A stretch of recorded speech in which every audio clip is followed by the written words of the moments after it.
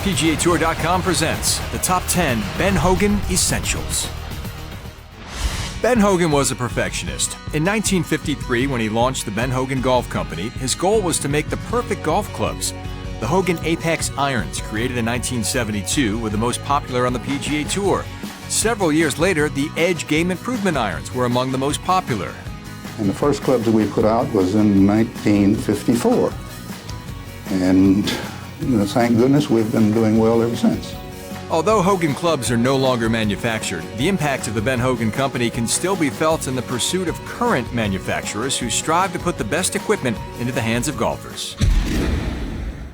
The fundamentals: the grip, stance, and posture. The first part of the swing, the second part of the swing.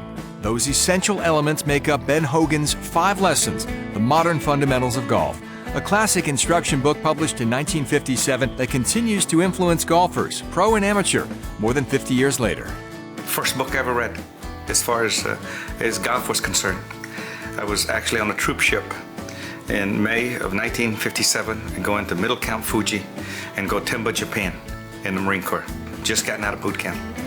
We went to the ship library, found them 5 Lessons of Ben Hogan, and read that book. On February 2, 1990, at Bakersfield Country Club, the first tee shot was launched in the inaugural season of the Ben Hogan Tour, which was to be a proving ground for up-and-coming players who dreamed of one day playing on the PGA Tour. You know it now as the Web.com Tour. I think this is a great thing to give these boys a stepping stone to start to try to play on the major tour. I wish I had had the opportunity to do something like this. Did Ben Hogan uncover the secret to the golf swing? Perhaps. Some thought the secret was revealed in 1955 in an article in Life magazine that referenced a special wrist movement to help prevent a hook. Others thought Hogan's secret was in the dirt, meaning that the key to successful golf was simply practice.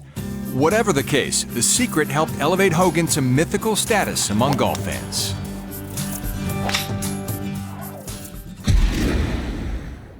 A testament to Hogan's greatness as a professional golfer can be found at 2 of the country's most prestigious courses, Riviera in Los Angeles and Colonial in Hogan's hometown of Fort Worth.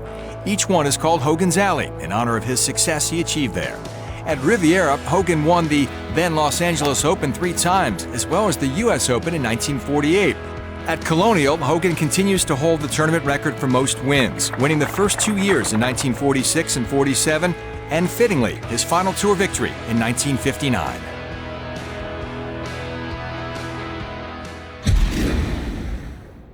The Hawk, Lord Byron, the Slammer, a threesome whose success and influence provided the bridge to golf's golden age. Ben Hogan, Byron Nelson, and Sam Snead were born within 6 months of each other in 1912. Hogan and Nelson even shared a stronger connection. Both were raised in Fort Worth, Texas. Meanwhile, Snead, born in Virginia, was carving out his own career, and eventually the 3 would dominate pro golf during their primes. Combined, they won 198 PGA Tour events, including 21 majors.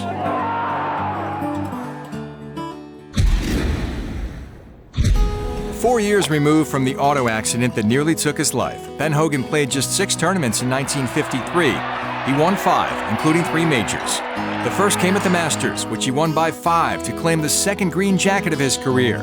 He added the U.S. Open at Oakmont, another dominant performance in which he lapped the field by 6. Hogan then added the Open Championship at Carnoustie, and what would be the only British Open appearance of his career. That was a sort of a vintage year for me, 53. In the early morning fog of February 2, 1949, Hogan and his wife Valerie were driving home after a tournament in Phoenix when their car crashed head-on into a Greyhound bus. Hogan threw himself across his wife to protect her, and in the process broke his pelvis, collarbone, left ankle, and chipped a rib. At the hospital, he suffered a blood clot that nearly took his life, but for Ben Hogan, tragedy would eventually turn into triumph.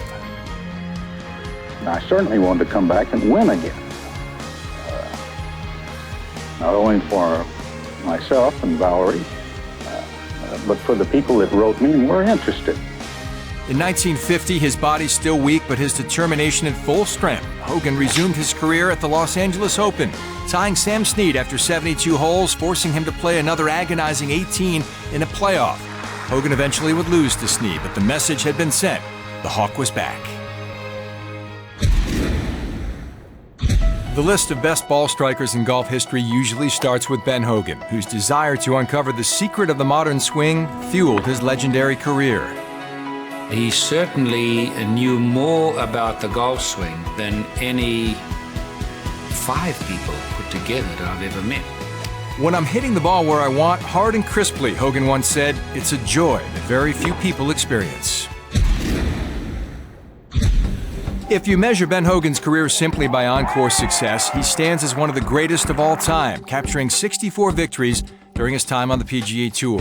Meanwhile, his 9 majors tie him with Gary Player, and in terms of a career Grand Slam, Hogan is one of just 5 to have won all 4 majors, joining Jack Nicklaus, Tiger Woods, Gary Player, and Gene Sarazen.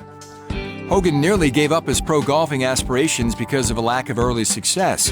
And after reaching his prime, he never played more than 6 official tour events a year after his near-fatal car accident.